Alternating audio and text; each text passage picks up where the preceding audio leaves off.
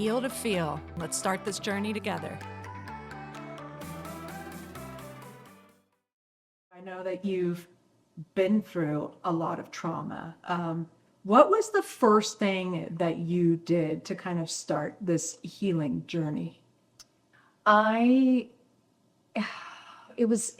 me, it was a very big cerebral process initially. I'm obsessed with neuroscience. I have all these certifications. And technically an actor, and then there's like all the nerdville weirdo stuff that I do on the other side. AnnaLynne McCord, my love. I love you. Thank you for coming. I love you. I'm so happy to be here. This is my spiritual soul sister right here. And one of the prettiest girls that's ever lived. So what does it feel like?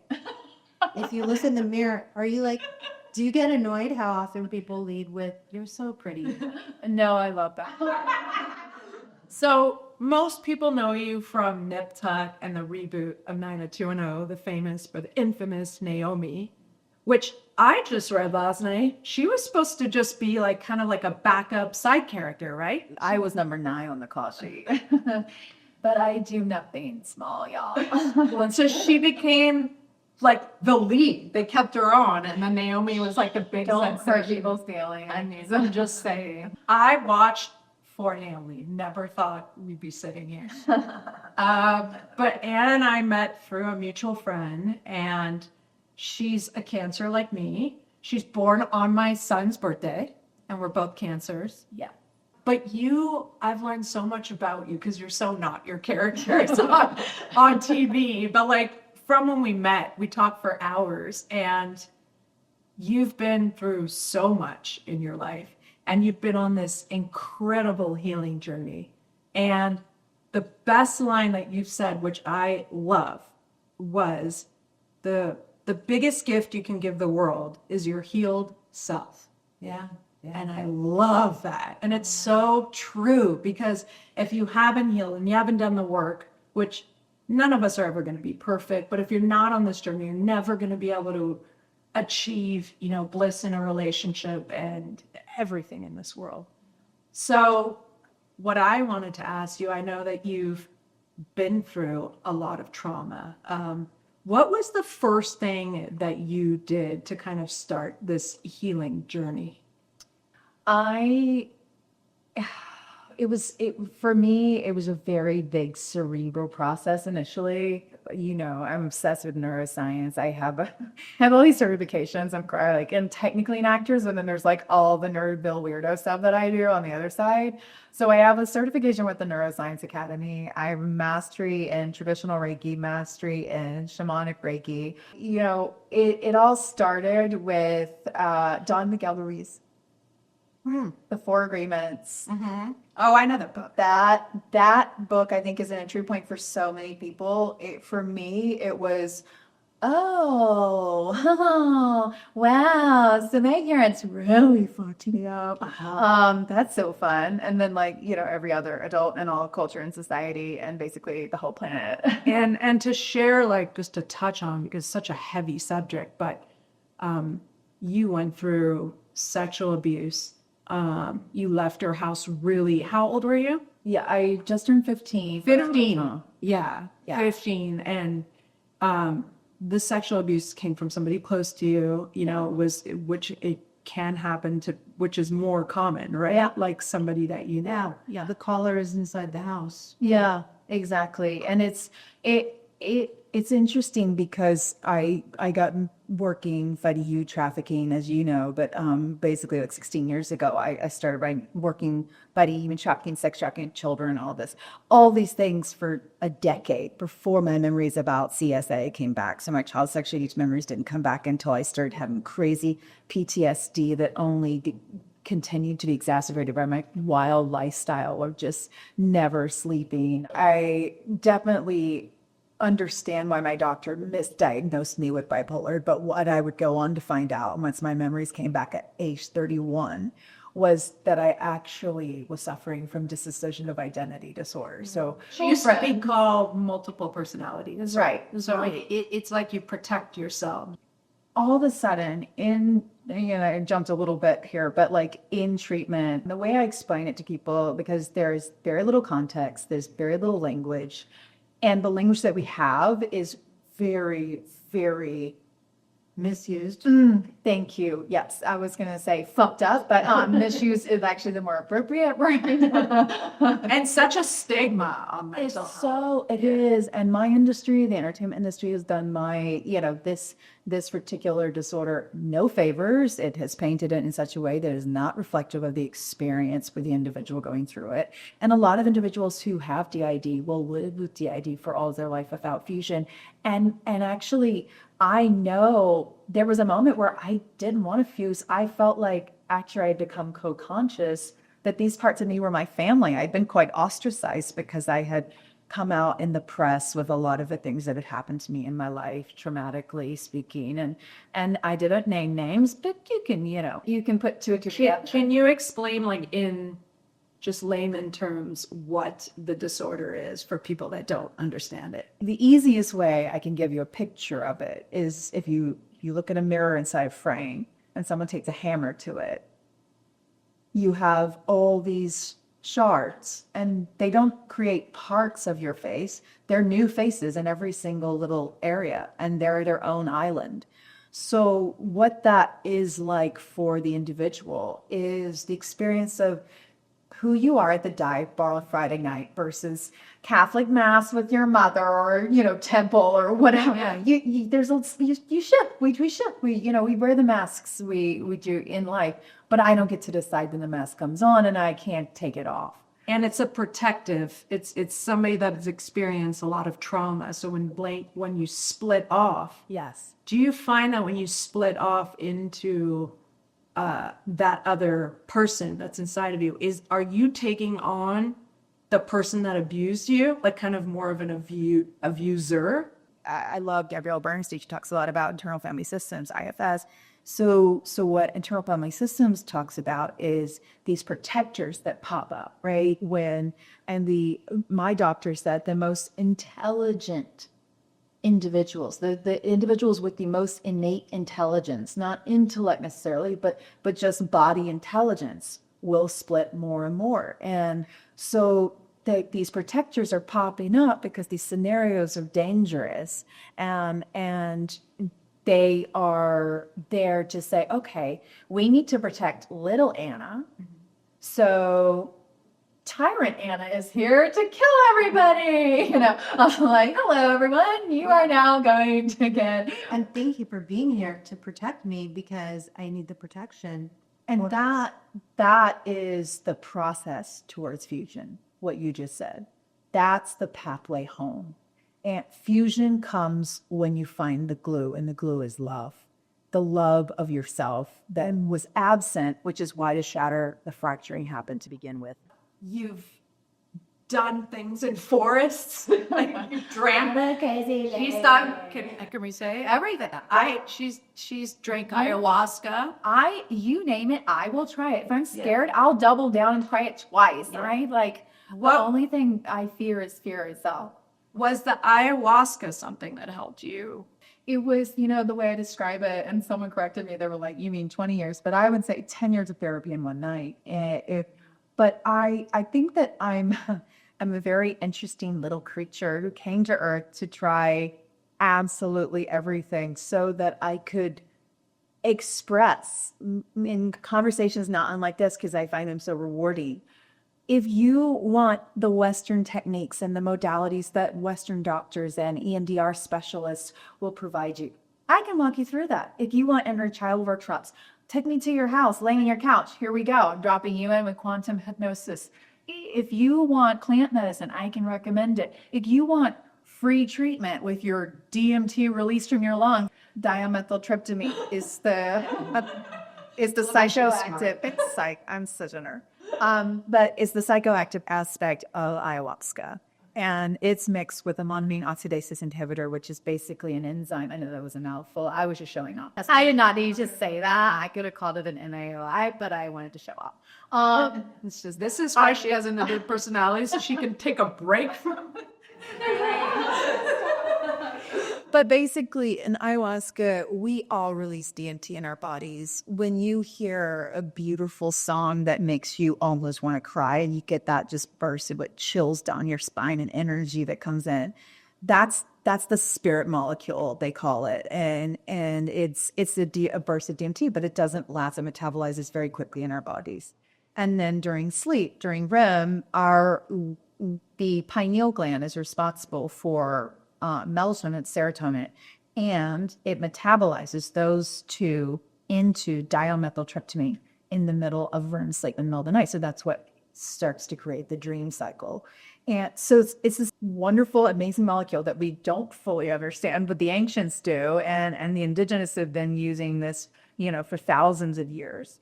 And you can do holotropic breath work and fully get high as a kite on DMT in your body with a breath work, free at home in the safety of your own room, So I have access, and I think that I went through this in a very linear way. This is a non-linear process. The greatest gift you give the world is your most healed self, but that's a lifelong journey. I always say that you're always healing and peeling back layers of the onion.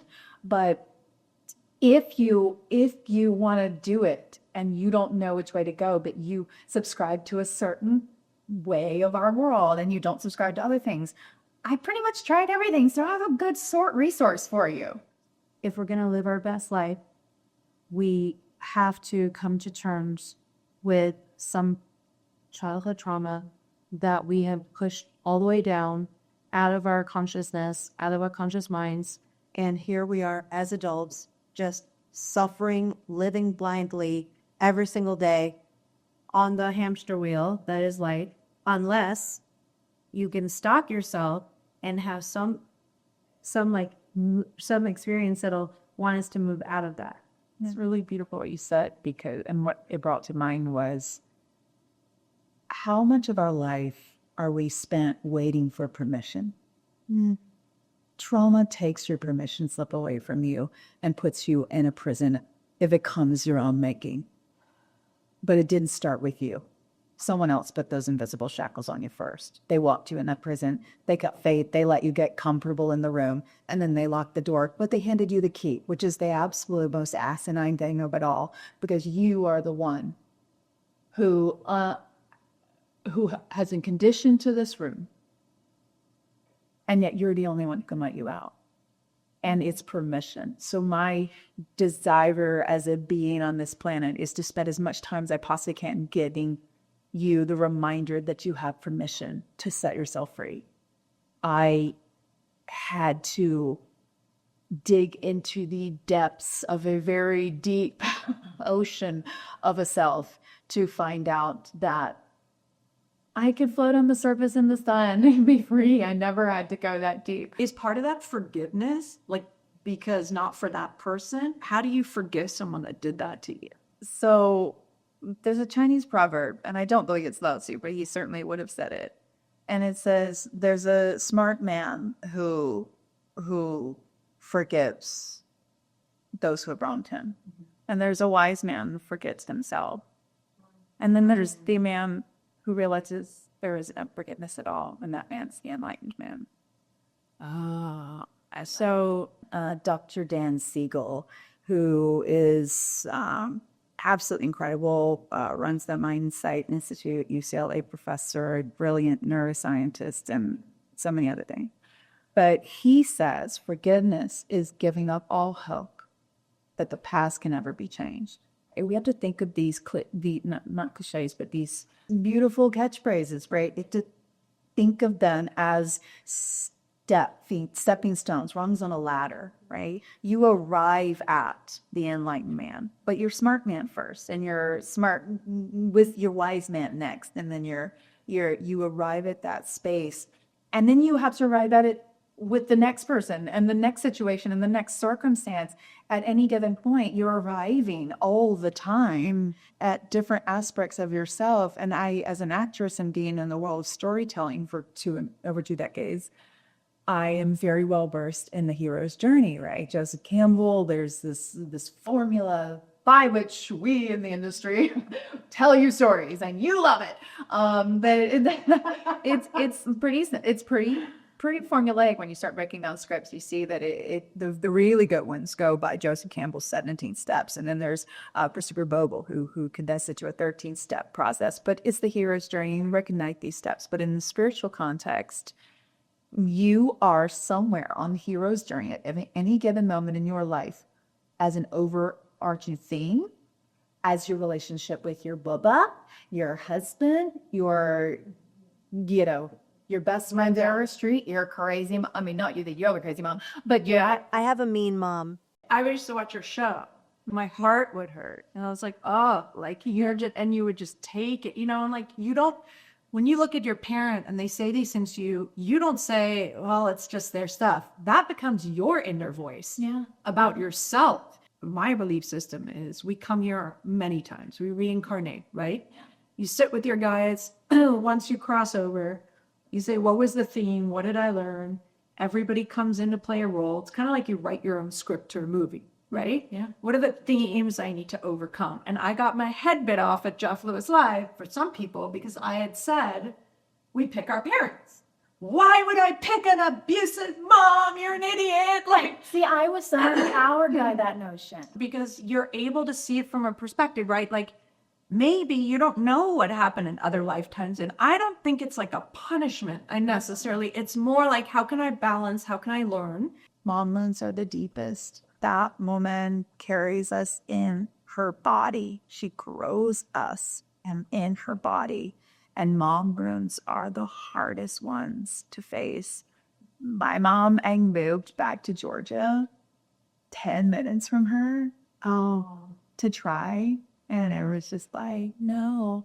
I was back within a year. She was awful. I literally, my adopted mom out here, I was like, I found out that I have to actually have my mother denounce her parental rights in order for me to do this. But I wanted to have Lorena, who's starting as my housekeeper, but she's taken care of me since I was 18 years old.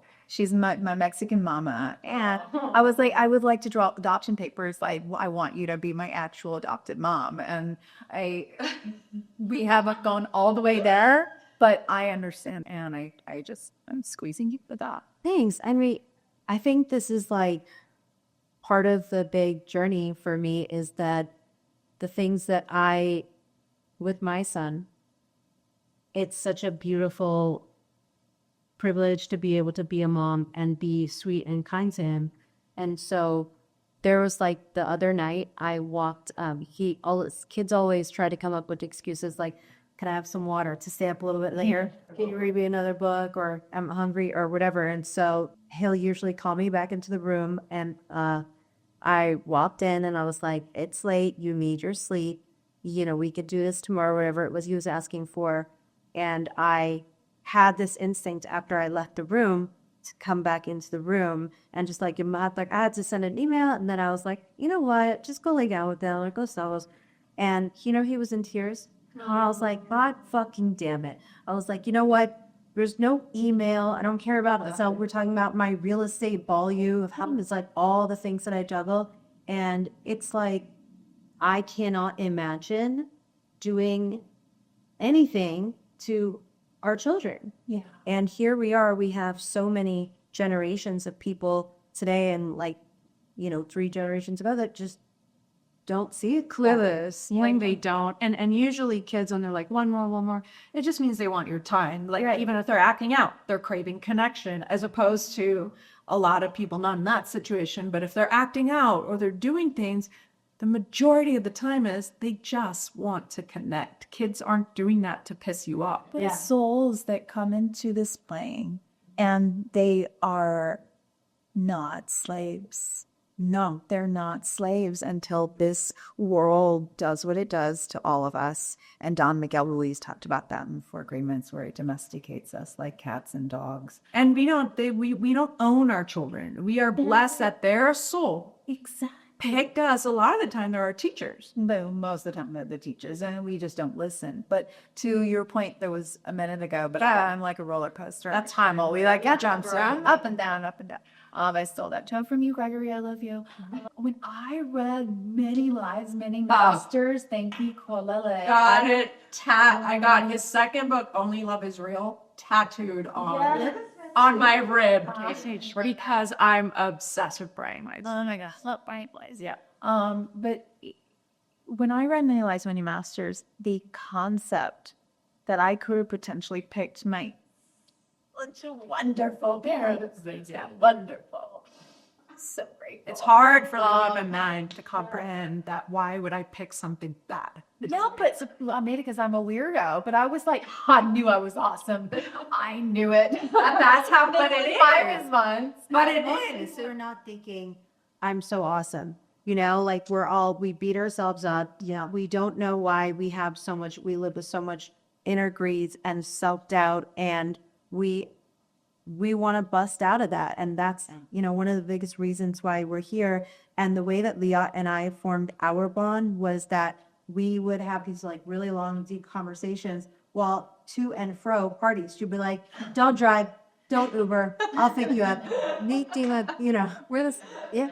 And then one time, like everybody's tires. Yeah, we would have a couple of drinks that we would bring with us for the long, journey to LA. Yeah. And then every time by the time we would get back home, I was like, by far the best part of this day was us going and coming back by timing the car. Yeah. And yeah, it's like we're here to talk and explore and discover. And then tonight, I might even be a better wife to my husband because of an experience that we have. And I feel like as mothers, we are the ones that are going to push through and make that ripple effect and create that in our environment, nurture our sisters, our, everyone around us, our friends, our, so. This is the power of the feminine. And, she's getting her day in the sun again. What you are giving this beautiful little man that we're going to have on our planet as a world leader one day is the greatest gift that moms everywhere have an opportunity and invitation to offer their bubbas, because you have the single most difficult job on earth. You are the only one that creates that life all the way through. And you hold that, what do they say, baby, is your heart living outside of your chest, right? You guys, when you show up for motherhood the way both that you do, and so many mamas that I know, and who have been healing energies for me to witness children being loved by mothers that are good mothers has been so healing for me. But what you are offering our planet is the return of the feminine, because when a mother cherishes her son, he cherishes the feminine. When a mother cherishes her daughter, she cherishes her own femininity. Like the ability that the feminine has to generate life in balance with the masculine, building out that life, anchoring it, structuring it, leading, protecting, providing, those energies are being infused into our children by conscious parents like the two of you. And I'm sure a lot of you guys listening, because of this new age that we've entered into, and because we're realizing that we choose our parents. But also knowing like up to the age of 8, which in hypnotherapy, like they're forming, right? So my daughter is definitely like an indigo crystal, one of those children, right? Like not just saying it because my son's, it's not the same, but she really is. Do different work. Yeah, they picked each other because I laugh because like she has to learn like grit, how to like navigate the world, and he has to learn like pure empathy and kindness. And my daughter Hannah is so pure, and I was worried at a young age where I'm like, I don't want her to be a people pleaser. I don't want her. So from 5 years old, I had her doing mirror work. We just did it last night. And I have her say great things about yourself. And she stands in the mirror, and now she's about to turn 9, and we haven't done it in a while. So I'm like, hey, why don't you do some mirror work? She's like, okay. And like, she has this confidence, which she used to be so shy. And she's like, I am kind, I'm loving. I'm like, what else? Like, I don't want her to just be this kind love. She's like, I'm gorgeous and I'm, I'm happy and she was looking in the mirror, doing it with like confidence. And when I was a hypnotherapist, I would tell my clients, stand in the mirror and do this work. And a lot of them couldn't say, I love you to themselves. They couldn't get through it. So we had to tweak it to, I am willing to start loving you. And they would cry. But like the more and more you do it, you realize it's like very hard for people. But if you start at a young age, and knowing what we know now, it's such a big responsibility. Oh my God, they picked me. Like, you picked me. I'm so honored. And the other day we're sitting in the car and we're talking about this. My son had this whole drama and the mom really didn't handle it correctly. And I was like, what is wrong with certain people? And Hannah goes out of nowhere, I'm so happy I picked you to be my mom. And I was like, oh. But I do believe that they pick parents based on your life purpose, right? You wouldn't be doing all this work and learning about brain being is like sharing it. That's such a surge of serotonin from saying that. Wow. Okay. Yeah, go on. But like it's an honor, right? Like and I think realizing, even just changing your perspective. Okay, like I'm not a victim. Like I picked this path. What am I? Why would I pick this path, right? Let's say you pick, I want to be, I want to help people on drugs. I want to be a drug counselor. You're not going to wake up one day if you're sober and living this great life, like I'm going to be a drug counselor. No, you're going to have to go through trauma, which is then going to have to maybe have you addicted to drugs, which is then you're going to have to recover. And then you're going to go do. So everyone who has this big purpose, you have to get there. And I believe you pick that with your guides. And I think if you can even just change the perspective of I'm a victim, I have the worst mom, I have the worst dad, why did I go through that? Okay, I picked this. What the hell am I going to do with this? If you don't agree with the notion, if you can stop and say, what if I did hit my parents? Yeah, correct. Why the fuck would I do such a thing, right? And you can sit with that moment or meditate on it or journal on it and just ask, theoretically speaking, this sounds woo and cuckoo and I don't like it, but some bitches on a podcast tell me I'm asking this out, and just ask the question. I've always, from the time I was a little tiny little thing, I was a but why kid. And the thing was, it's a strong word because I am currently a but why kid. I need to know. I need to reverse engineer everything. I need to take the bed apart to the first screw and find out how it was made and put together. And if you can get curious about yourself, about your process, I use all of my resistance moments, and you can pick up on resistance in many different ways, depending on whether or not you are more sentient based, or you're more cerebral, or you're more, whatever your thing is. People will get, oh, my temperature's changing. Oh, like I feel it in my chest. I feel it in my left elbow. I don't have that much sensation because of all the dissociation. I'm like having to get back in my body. This was not for a while. Heal to feel, bitch. It's heal to feel. So, and feel to heal. Exactly. It's true, because the body's so powerful. I in my hobby of studying neuroscience, nerdalert.com, I studied a lot about mRNA. And we know that, unfortunately, in a negative way, but I learned about it in a very curious way, which is that it's the text messaging system between the body and the brain. And this is why I was very alert when I started hearing about it. I was like, excuse me? Because I know what it's about, and I know how it's utilized in the body. So when the body feels discomfort or activation of any kind, which is why we were talking before about, like, can you just notice discomfort when you want to withdraw, when you want to remove yourself from a situation? If you aren't able to speak up, can you just notice that nuanced aspect of a shift inside yourself? Most of us can't. There's so much craziness going on. Our mind is so loud. The world is so loud. We don't notice those nuances. But if you can tune in, and if you just set the intention to, you'll notice that your intelligence will just do it automatically. It will start to focus on it. And the more you do it, the more that atrophied muscle will start to actually become stronger. But the mRNA text messaging system to the brain, it's my layman's terms for it, is someone said something at a dinner table. I now don't want to be a part of the conversation, yeah, I'm gonna reach for my line. And we watch a movie and we watch people like a moment, awkward moment happens, and people are like, yeah, but we laugh because it's true. And but from where does it originate? That's the AnnaLynne question. When I do healings on people, we do what's called origin wound clearings, and I everything. I talk to the DNA, I talk to the cells, I talk to the tissue, and I take every aspect of whatever's being brought forth and whatever I'm intuiting to the origin point. That you got to cut off the head of the snake. You don't end something by treating the sentence. You got to go to the root cause. And we have a fetish for treating the sentence. Give us examples. Give us examples of when you're trying to treat the symptoms instead. Well, so the mRNA system will notice that the body is experiencing discomfort. It's like, I'm going to go shopping. I'm going to go somewhere. And that's what society teaches you to do. It's so that's the first thing, right? Now, if we're talking about on a healing level, I'm in a moment with a partner and he one word answers me. Okay, I know I talk a lot. I'd cool with how much I talk. Okay.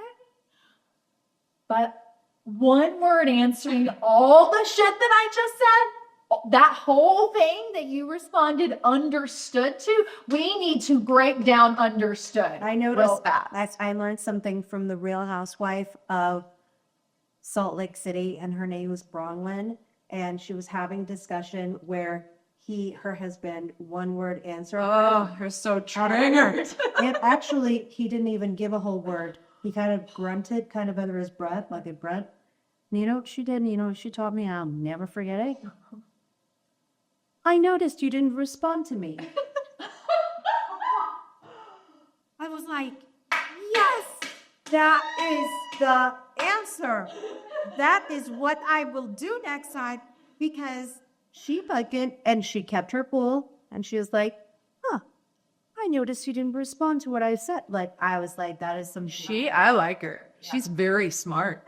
That comes from an internal power, right? And when we've been traumatized and when we've been abused and when we've been diminished, and as you said, we hold that grief inside ourselves and we don't think we're good enough. And by the way, the ones who scream, oh, I knew I was awesome, they're the ones who don't have any clue how low their self-esteem and self-worth is.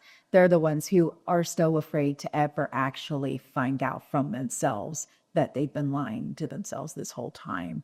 So that grief and that wounding stops the throat chakra on an energetic level, and on a physical level, it chokes off at the throat. You know that feeling? You're like And a lot of people will develop cancer, you know, and everyone's like, oh, it's from smoking. No, most of the people haven't even ever smoked. I'm not saying you can't get it from smoking, but there's a block. A lot of stuff here, you're not talking, right? The body responds. At the chopper shack in Laguna, I was just, being extra witchy. And they had aura photos. They would take aura and do that. That's really cool. I mean, that's so interesting. And it takes up on So it takes a picture of your biofield, right? And your energy centers, which are typically related to your organs. And in Chinese medicine, they know the colors that go, they tell you the types of foods that you need to have, the herbs and stuff that match the colors of the light that is emanated in your biofield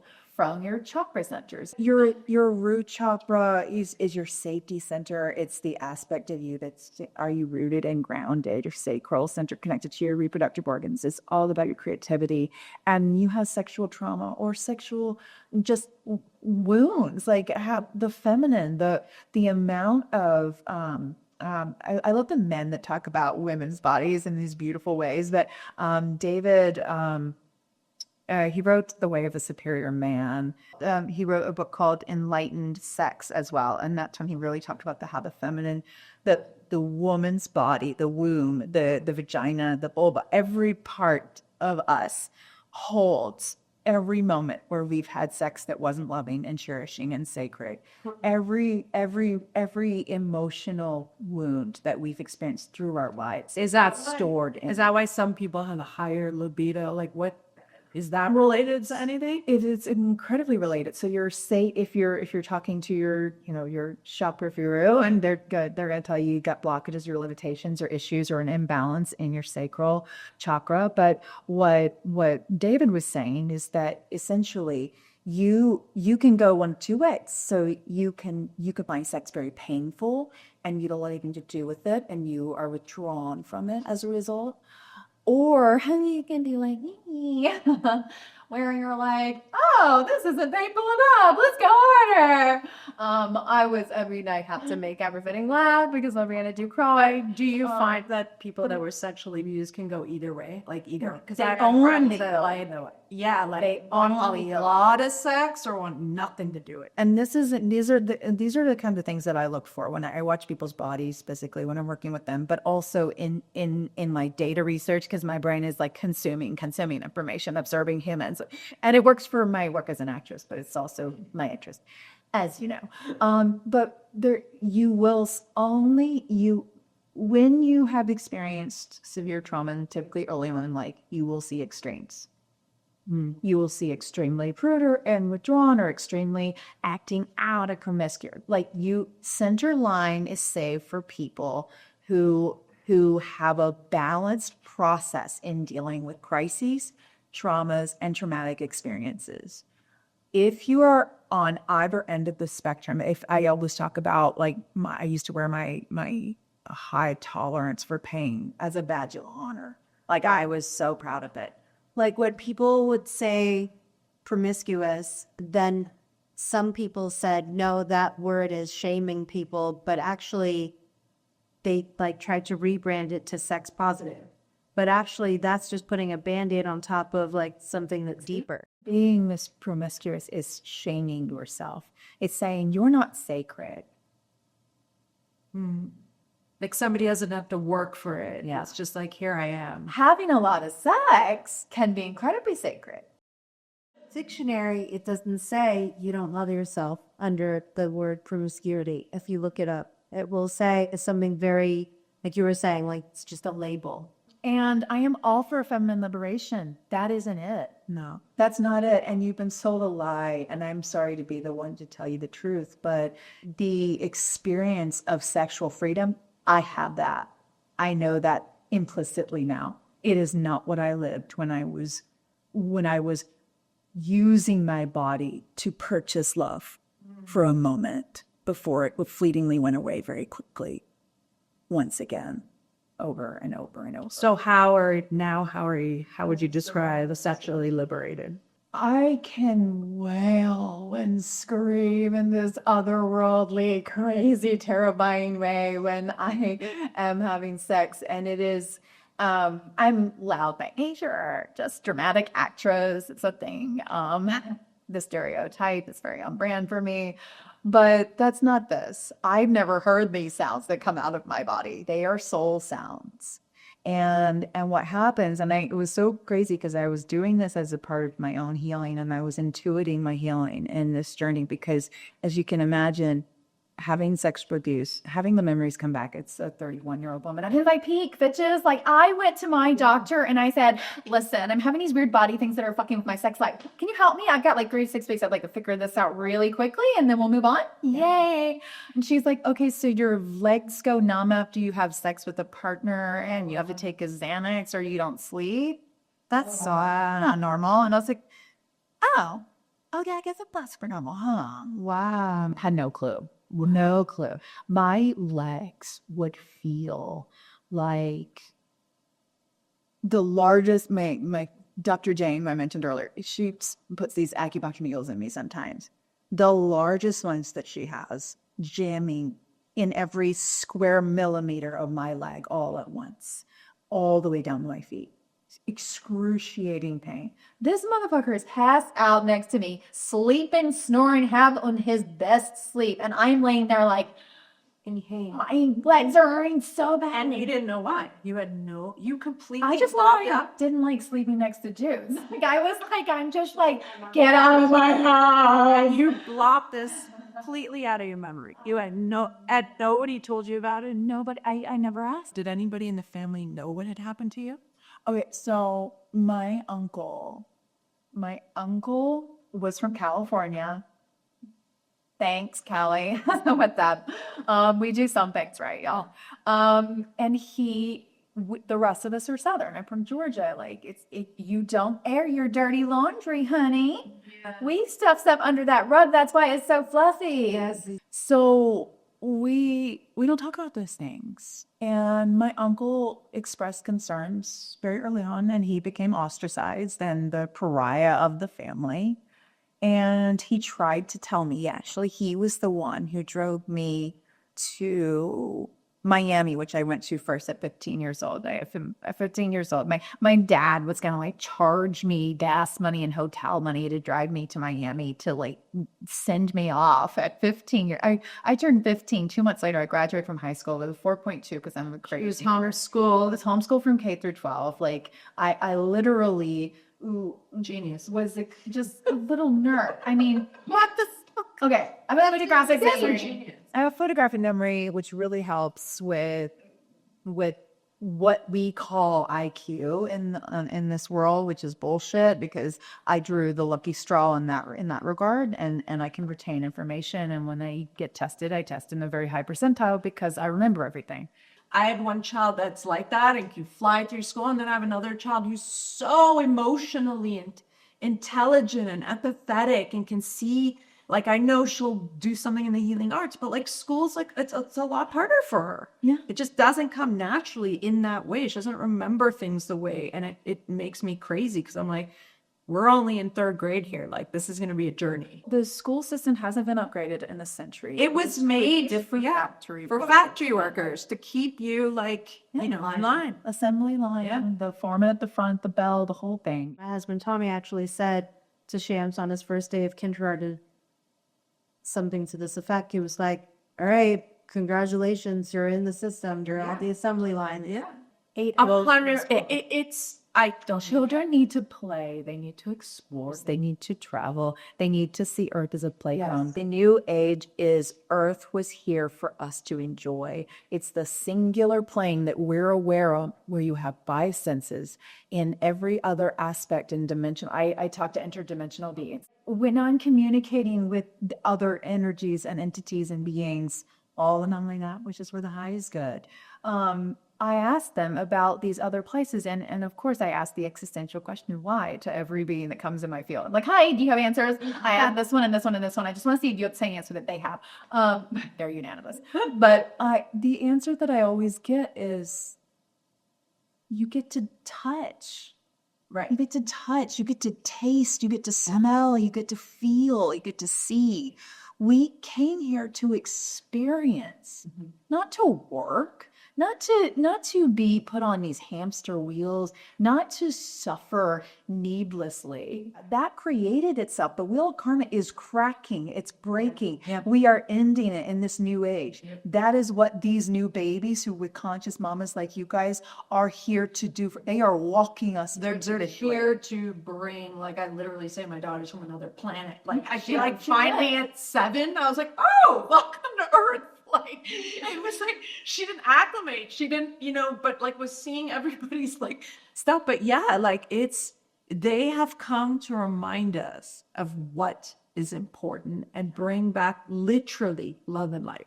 Yeah. Period. End of story. And we do pick these bodies to experience greed and jealousy and all the things you don't experience in other dimensions, right? So It's all learning. Were you telling us your journey to Florida, that your uncle was driving you to Florida before we finished? Yes, when he wrap up, yeah. So he was dragging me to Florida, and I signed with Wilhelmina Models and shocker. I know.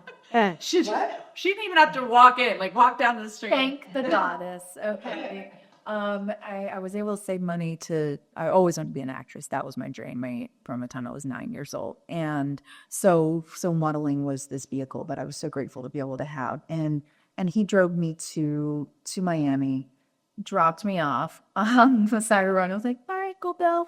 But on the drive, he tried to tell me without saying the the words, because you can really destabilize a nervous system if you tell them something I'm not ready to know. And we know this in the spiritual world, you can't give people too much information. The mystery teachings are all about levels and steps on the ladder. But also, you don't tell your child, this is the problem we've had about teaching children about sexual education to Yeah. you do not put that anywhere near their beautiful little perfect innocent minds until the moment It's younger and younger. and mama knows. If mama's in tune with Baba, you know the moment when you give that next level. We don't give a 3-year-old child algebra and they're learning multiplication and division and all that because the mind isn't there yet. So my uncle was trying to let me know without letting me know that he thought there was something that had. I didn't catch the plot, but cut to about 10 years later, and I was at work on 90210, and there was a whole crazy the family group chats get wild. I'm on Days of Our Lives now, y'all, and they're like, "This is such a ridiculous script. This would never happen." I was like, "Would you like to see my thumb?" But he did try to tell us, and it's the moment when I got to thank him 20 years later. I got to say, Uncle Bill, this whole time. Wow. You were trying to save us. You were trying to protect us. You were trying. And what did he say? He said, I wished I was wrong. Oh, I wish I was wrong. So that those people are the sprinkles in our life that come in because we do this beautiful design, and the weave and the fabric and the tapestry of our existence is colored with beautiful souls. And I love my dad and my mom and all of their fucked up fuckery because I picked them. I really did. I picked them. I chose them. I knew they were going to do the hardest role in the world. I know. I went on to do it for 22 years. They were going to play the villain. And I played the villain in my career for 2 decades, and I learned from that villains do not exist. We talked about forgiveness earlier. I don't forgive my parents. They don't need to be forgiven. They showed up and did exactly what they were supposed to do. They played a role. They played their role. And when they exercise this human exterior and fully release it and walk into the light again and remember who they really are, I want them to know that I love that part of them all of their lives. That's amazing. One last thing. What would you say to somebody that has experienced this? Maybe it's come up and they haven't brought it to light, or what's the first steps they should do? Because it unfortunately exists and it's so common. What would you tell somebody that has experienced sexual abuse and they've just figured it out or they've just gone through it? What do they do? Hi, my love. Hi. Can you feel that I feel you? Can you sense how I get you? How I know? I know what this moment is. I know how earth-shattering it is. And I know that you had no idea how fucking powerful you actually are, because you feel so weak and so small right now. This is not going to be easy, but this is possible. And you can come to a quality of life that you can't possibly imagine right now because you thought that, people with lives like yours, they don't get their happy ending. We get your happy ending if you want it. And you can find out through this podcast how to contact me, and I'll help you get there. There are resources for you. There's a process. It starts with you saying, this is not my fault. Because it is not your fault. And I love you. Oh, I love that. Love. So if someone wants to get advice or reach out, where can they reach you at? Instagram? At the AnnaLynne McCord. Pop on there, click the email button, DM me. I do, it takes me some time, but I get back to everybody because this is so real and so individual and the pain is personal, but it can also lead to your purpose. It's your point of power. I use a lot of peace there. I like alliteration. I like poetry. I love that. I love you. Thank you for coming. Thank you for doing this for everyone. Thank you for tuning in and listening to this week's episode of Heal to Feel. You can write in and ask your questions on our show's IG page at H2F Pod, and we'll address your questions on next week's episode. If this episode helped you, we would love for you to share it with your friends and family. Share the fun with all those that can benefit from a good laugh or cry with us. Please rate and review the show on Apple Podcasts and Spotify, and we would greatly appreciate you.